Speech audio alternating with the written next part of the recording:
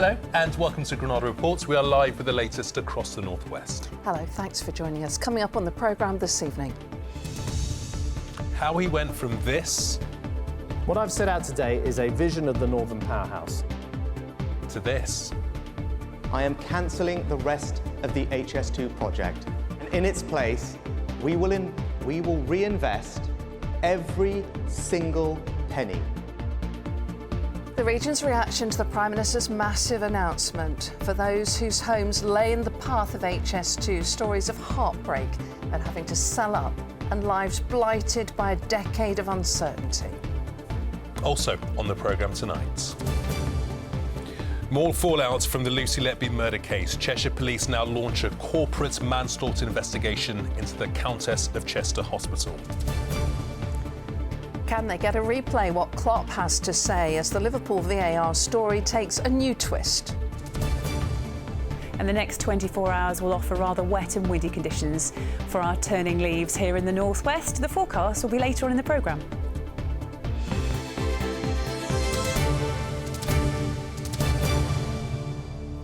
So, Rishi Sunak has scrapped the high-speed 2 rail link to Manchester. It comes 9 years and billions of pounds after the former Chancellor George Osborne made it the centrepiece of his Northern Powerhouse scheme. Now, we might be used to rail cancellations in this part of the world, but nothing on this scale. The final death blow came at the Prime Minister's speech to the Conservative Party conference in Manchester. He said the projected final cost of £60 billion was too much. Well, Mr Sunak's been accused of betrayal, but he did try to sweeten the pill with something called Network North, a package of measures promising to improve rail links between Manchester and Liverpool and giving money for local transport systems, road improvements and repairing potholes. Many Northern Conservatives were pleased with that, but it has been a fraught day for supporters of HS2. Our political correspondent Andrew Misra reports now on the day their dream died. The long wait to find out whether high-speed rail will ever reach the northwest ended this lunchtime, as Rishi Sunak brought the curtain down on the Conservative Party conference on a platform in a former train station in Manchester. I am ending this long-running saga. I am cancelling the rest of the HS2 project. And in its place, we will reinvest every single penny. £36 billion in hundreds of new transport projects in the North and the Midlands across the country. Giving a snapshot of his new plan, Network North, the Prime Minister rattled off where the money will go instead. Upgrade the A1, the A2, the A5, the M6. Focusing particularly on connectivity between towns. We'll protect the £12 billion to link up Manchester and Liverpool as planned, and we'll engage with local leaders on how best to deliver that scheme. It went down well with local Tories. This could be the most transformational change in northern infrastructure we have seen. We've got real practical solutions that, as I say, might not be the most politically popular, but are the right decisions for the future. Lots of small things instead of one big thing. Is that good? Yeah, because HS2 was fundamentally about a big project joining up some of our great cities. This is going to be far more about, yes, connecting the cities, but also our towns. If it's the right decision, it's the right decision. It doesn't matter whether we're in Manchester or not. What we really needed was improvements to services into Manchester and Liverpool from Warrington, and we've got that today. Anger, though, from others in the party. Crew's Conservative MP said he's very disappointed his town will miss out on HS2, while local Labour leaders have condemned today's decision. They do think they can treat the North differently, and it's fundamentally wrong. And the thing for the Conservative Party that they've really got to now kind of be honest about, did they ever have any real intent when they made those promises of a Northern powerhouse, or was it just quite a cynical move to try and win Northern votes? As the Prime Minister departs the northwest, many questions will be asked about the future of the transport system he leaves behind. Andrew Mesra, ITV News, Manchester. Well, until today, nothing was allowed to stand in the way of HS2. Over the years, we've heard about countless people who've had to leave their homes after generations. They included people in the villages of Ashley and Ringway near Manchester Airport. Yeah, many say they had to sell up for below market value. For some today, there was a sense of relief, but also anger from others who have already made life-changing decisions. Jennifer Buck looks at the impact it's had. It's a Cheshire farm that has been in the Daniel family for generations. Andrew Daniel remembers his dad working the land and his brother still runs the farm. He runs a business round the corner with his son. Both the company and his house were threatened by the rail line. He sold his home and now rents it back from HS2. Selling it was a pretty heartbreaking thing really, because all he wanted to do was give you the lowest price and take as long as he could to pay you out. And now they just turned around and said, we're going to cancel it. So I even started adding up my cost involved in having to basically sell, move for no reason at all now. What's your reaction to today's news that it's just been scrapped? Well, it's probably, in a way, it's just relief. Oh. I'm angry now. The more I think about it, I mean, it's only been announced today, but I am quite angry about it, yeah. Andrew says HS2 left him no choice but to sell and then paid him what he believes was around 30% less than what his house is worth. One valuer came round and said, well, I just googled this property and it's worth nothing because HS2 are coming through it. And I thought, wow, that was upsetting. Down the road in Ringway, there are empty homes and frustration from residents at the disruption caused by years of HS2 planning. There are 10 houses on this road and HS2 has bought up half of them. Now the plan was for the rail line to go directly through this house and all the infrastructure would have been built on this surrounding green space. Well, the little community that was here is no longer here. Those that are left now are similar age to me, coming to their end of their careers. They'd expected to retire and they wanted to retire here, and that isn't going to be the case. Jeremy Oddie was in discussions with HS2 as they wanted to build an access road through his garden. As a resident, I'm terribly relieved. It will give some respite, but one has to consider what may be offered as an alternative. If that does include further rail works, then inevitably that's going to impact on the area again. So as HS2 reaches the end of the line before this Cheshire countryside, residents are left counting the cost. Jennifer Buck, ITV News in Cheshire. Well, Andrew, another busy day for you at the conference. I guess, though, there is a chance that the Conservatives might lose the next general election. So would that mean what Rishi Sunak's promising today might not happen either? Well, it's a good point, Lucy. I suppose maybe not. It depends really how quickly the government moves on all of these projects it's announced today, which, as well as HS2, also includes the promise of faster trains from Manchester to Hull, as well as an extension of the tram line from here to Manchester Airport, a tram line that some local people will note has actually existed since 2014. But yes, you are right, this announcement today, the timescales aren't clear about it at all, really, and the Conservatives are 20 points behind Labour in the latest polls, with a general election expected in the next year. The local MP here sits on Labour's front bench, and here was the reaction she gave us earlier.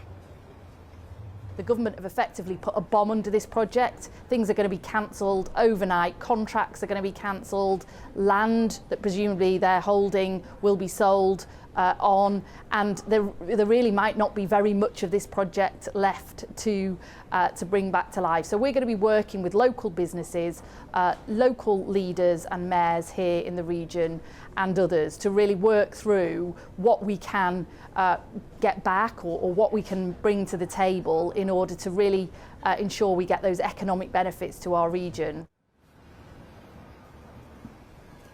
Well, the next stop on the party conference trail is Labour in Liverpool next week, so expect plenty more questions for them around their plans for HS2 then. But as the Conservatives pack up and leave Manchester tonight, I'll leave you with the words, some very strong words, from the former Prime Minister David Cameron on social media tonight, basically saying that the wrong decision has been made and it's one that he regrets, adding that we may look at today's announcement and wonder how this once-in-a-generation opportunity has been lost.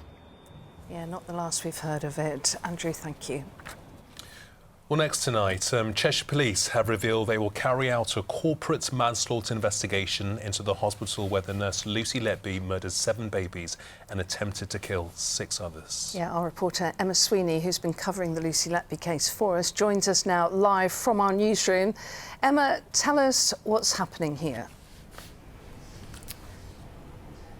Well, firstly, I guess the question is, what exactly is corporate manslaughter? Well, it refers to very serious failures in an organisation which result in death. The investigation will focus on the period Lucy Letby carried out her crimes, which is from June of 2015 right through to June of 2016. Police say they will consider areas including senior leadership and decision making to determine if any criminality has taken place. Now today, in a statement, the hospital told us that they will be cooperating fully with the investigation so that we can help get the answers that the families and babies affected by this case rightly deserve. Now, Tony Chambers was the chief executive at the time Lucy Letby committed those murders, and last week ITV News tracked him down and asked him if he had any comment following the trial. He told us he would be saving it for the public inquiry. Today we asked him for a response to this latest announcement, and he told us he intends to cooperate fully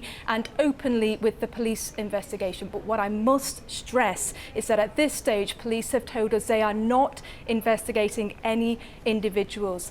Letby was jailed for life without the possibility of parole in August. And earlier we heard from Tamlin Bolton. She's a lawyer who represents some of the families at the centre of this case, and she said today's news was significant.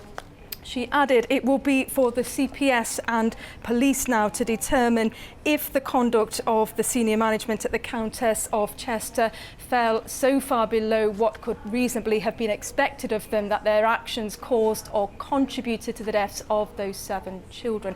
She went on to say that while the news is welcomed, this announcement brings with it fresh anguish for the families as they wait for the conclusion of these further criminal investigations. Now, the police have said that they will continue to support those families and will also continue to provide updates as and when they have them. Letby, who lodged an appeal against her convictions last month, is due to face a retrial next year on one outstanding charge of attempted murder of a baby girl. Emma, thank you.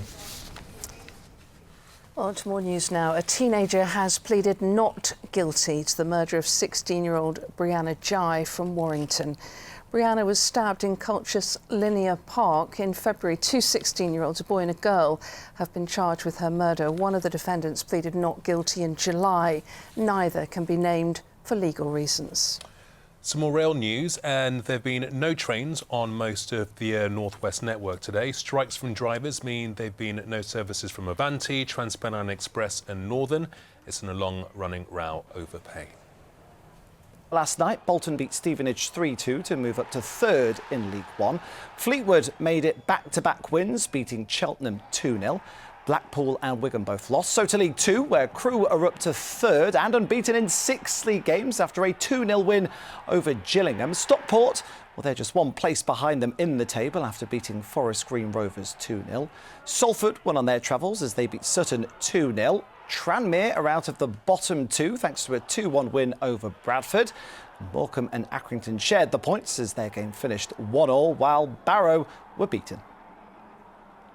Now to cycling and the news that all Mark Cavendish fans have been hoping to hear. The Manx missile has had a change of heart about retiring and says he'll now race on for another year. The 38-year-old crashed out of this year's Tour de France, but today he said he'll be back for one more shot at a record-breaking 35th stage win.